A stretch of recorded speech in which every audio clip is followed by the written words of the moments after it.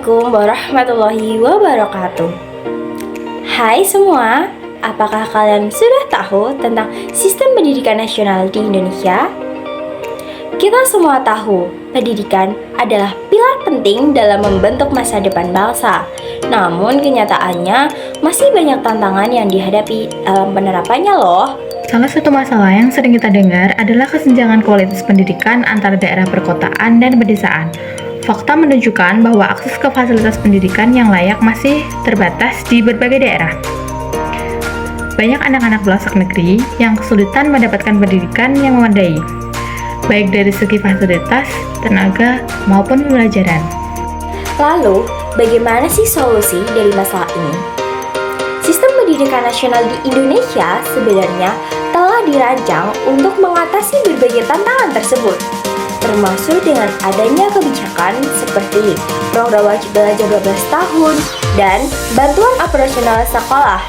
Namun, implementasinya masih memerlukan perbaikan dan dukungan dari berbagai pihak. Nah, di video ini, kami Risti Anggraini dengan NIM 11 dan partner saya, Nesya Agustin Himatul Karimah dengan NIM 10 dari kelompok 13, akan membahas lebih lanjut tentang sistem pendidikan nasional, bagaimana sistem ini bekerja, serta berbagai solusi yang sedang diupayakan untuk menjawab tantangan pendidikan di Indonesia. Yuk, simak video pembelajaran kami sampai akhir untuk pemahaman yang lebih mendalam. Pengertian sistem. Sistem adalah sekelompok komponen dan elemen yang bekerja bersama untuk mencapai tujuan tertentu. Sistem berasal dari dua bahasa, yaitu bahasa Latin sistema dan Yunani systema, yang memiliki arti tersendiri, yakni suatu kesatuan yang terdiri dari komponen-komponen dan elemen-elemen yang saling berkolaborasi untuk memperlancar arus informasi energi untuk mencapai tujuan tertentu. Pengertian sistem pendidikan, yaitu suatu strategi atau pendekatan yang akan digunakan untuk melaksanakan proses pembelajaran agar peserta didik secara aktif mengembangkan potensi yang ada dalam dirinya dan berguna bagi dirinya maupun masyarakat. Pengertian sistem pendidikan nasional meliputi keseluruhan komponen pendidikan yang berperan penting dalam upaya pencapaian tujuan pendidikan nasional, meliputi berbagai bentuk pendidikan formal, non-formal, dan informal. Dasar Pendidikan Nasional Indonesia adalah Undang-Undang 1945 dan Pancasila. Hal tersebut tertuang dalam Undang-Undang Nomor 20 Tahun 2003 tentang Sistem Pendidikan Nasional yang menyatakan bahwa tujuan pendidikan nasional adalah mengembangkan potensi peserta didik agar menjadi manusia yang jujur, pekerja keras, cerdas berbahasa, sehat, kreatif, mandiri, dan mengabdi kepada negara sebagai warga negara yang demokratis. Tujuan pendidikan nasional juga untuk memajukan kehidupan bangsa dan mengembangkan karakter bangsa berdasarkan ajaran Pancasila. Nah, Undang-Undang Republik Indonesia yang terakhir mengenai sistem pendidikan nasional adalah Undang-Undang Nomor 20 Tahun 2003, bahwasanya pendidikan usaha sadar dan terencana untuk mewujudkan suasana belajar dan proses pembelajaran agar peserta didik secara aktif mengembangkan potensi dirinya untuk memiliki kekuatan spiritual keagamaan, pengendalian diri, kepribadian, kecerdasan akhlak mulia, serta keterampilan yang diperlukan dirinya, masyarakat, bangsa, dan negara. Jalur pendidikan itu ada 3. Yang pertama, jalur pendidikan formal. Yang kedua, jalur pendidikan non-formal. Dan yang ketiga, jalur pendidikan informal. Yang pertama, jalur pendidikan formal, yaitu jalur pendidikan yang terstruktur dan berjenjang, yang diatur oleh undang-undang dan dilaksanakan di institusi pendidikan seperti sekolah dan perguruan tinggi. Ciri-cirinya yaitu yang pertama, struktur terorganisir, yang kedua, kurikulum tertentu, dan yang ketiga, ijazah sebagai bukti. Jenjang pendidikan formal yaitu pendidikan anak usia dini atau disebut juga dengan PAUD, pendidikan dasar, pendidikan menengah, dan yang terakhir, pendidikan tinggi. Yang kedua yaitu Jalur pendidikan nonformal. Jalur pendidikan nonformal adalah jalur pendidikan yang diselenggarakan di luar pendidikan formal. Contohnya yaitu seperti kursus dan pelatihan dan kelompok belajar. Ketiga yaitu jalur pendidikan informal. Jalur pendidikan informal adalah jalur pendidikan yang berlangsung dalam lingkungan keluarga dan masyarakat. Contohnya yaitu seperti pendidikan keluarga, interaksi sosial, dan pengalaman sehari-hari. Selanjutnya, kita akan membahas jenjang pendidikan menurut Undang-Undang Nomor 20 Tahun 2003. Berdasarkan undang-undang tersebut, jenjang pendidikan sendiri terbagi menjadi 3 tahapan loh. Apa dia tahapannya? Tahapan pertama adalah pendidikan dasar yang terdiri dari 2 tingkatan.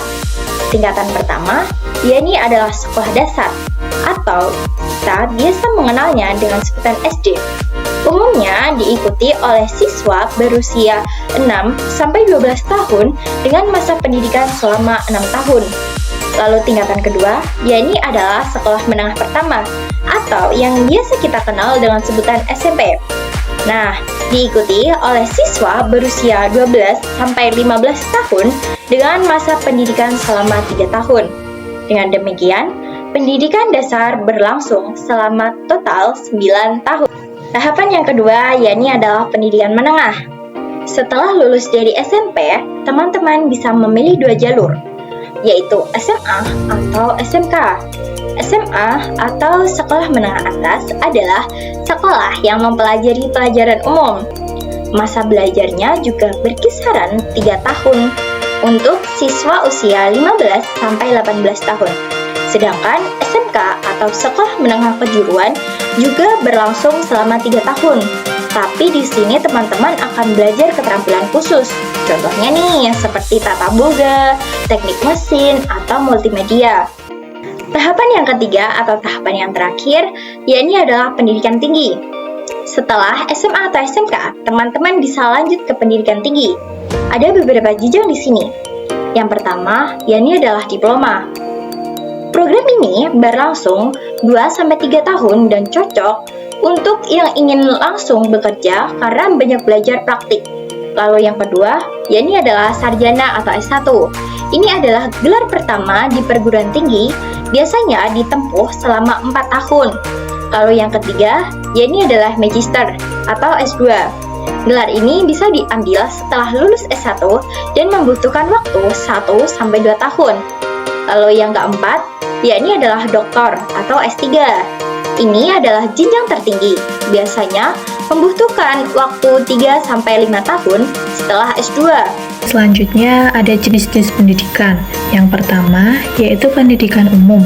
Pendidikan umum adalah pendidikan yang diselenggarakan oleh pemerintah untuk memberikan pendidikan dasar dan menengah kepada seluruh warga negara. Yang kedua yaitu pendidikan kejuruan. Pendidikan kejuruan yaitu sistem pendidikan yang dirancang untuk mempersiapkan pengetahuan dan keterampilan sebelum memasuki dunia kerja. Yang ketiga yaitu pendidikan akademik. Pendidikan akademik yaitu sistem pendidikan yang berfokus pada penguasaan dan pengembangan disiplin ilmu pengetahuan, teknologi, dan seni. Yang keempat, yaitu pendidikan vokasi. Pendidikan vokasi itu sama kayak seperti pendidikan kejuruan, yaitu pendidikan yang dirancang untuk mempersiapkan pengetahuan dan keterampilan yang diperlukan untuk memasuki dunia kerja. Selanjutnya yaitu pendidikan profesi. Pendidikan profesi yaitu program pendidikan yang dirancang untuk mempersiapkan individu dengan keterampilan dan pengetahuan khusus dalam suatu bidang tertentu. Nah, program pendidikan profesi dapat berupa diploma, gelar, atau sertifikat. Selanjutnya yaitu pendidikan agama. Pendidikan agama adalah proses yang bertujuan untuk memberikan pengetahuan dan membentuk sikap serta kepribadian peserta didik. Nah, tujuannya yaitu membentuk karakter yang beriman, bertakwa, dan berakhlak mulia. Yang terakhir yaitu pendidikan khusus. Pendidikan khusus adalah sistem pendidikan yang dirancang untuk memenuhi kebutuhan individu dengan berbagai disabilitas atau kesulitan belajar. Nah, ini bertujuan untuk memberikan akses yang setara bagi anak yang berkebutuhan khusus. Lalu, apa saja sih yang diatur dalam Undang-Undang Sistem Pendidikan Nasional tersebut? Yang pertama adalah Standar Nasional Pendidikan atau SNP, yaitu kriteria minimal yang harus dipenuhi sekolah yang mencakup 8 standar seperti kompetensi lulusan, proses, pendidik, sarana, pengelolaan, pembiayaan, dan penilaian. Yang kedua adalah kurikulum, yaitu rencana pembelajaran yang berisi tujuan, isi, dan metode belajar seperti kurikulum 2013 yang berbasis kompetensi. Yang ketiga adalah sarana dan prasarana, yaitu fasilitas fisik dan alat pendukung pembelajaran seperti buku, ruang kelas, dan laboratorium. Yang keempat adalah pendanaan, yaitu biaya operasional pendidikan yang bersumber dari pemerintah, masyarakat, atau pihak swasta, misalnya BOS dan DAK. Yang kelima adalah pengelolaan, yaitu proses mengelola sumber daya sekolah, meliputi perencanaan hingga pengawasan yang dilakukan desentralisasi. Yang keenam, evaluasi pendidikan, yaitu penilaian proses belajar melalui ujian internal atau ulangan. Berikut adalah peraturan pemerintah tentang penjabaran dari Undang-Undang Sistem Pendidikan Nasional. Yang pertama, Pendidikan Pemerintah Nomor 19 Tahun 2005 tentang Standar Nasional Pendidikan, bahwa menetapkan standar yang harus dipenuhi oleh sistem pendidikan di Indonesia yang meliputi proses kompetensi lulusan, tenaga pendidik, sarana dan prasarana, sistem pendidikan, pembiayaan, dan penilaian pendidikan. Yang kedua, Peraturan Pemerintah Nomor 17 Tahun 2010 tentang pengelolaan dan penyelenggaraan pendidikan, bahwa mengubah tata cara penyediaan dan pengelolaan pendidikan di Indonesia, baik oleh pemerintah pusat dan pemerintah daerah.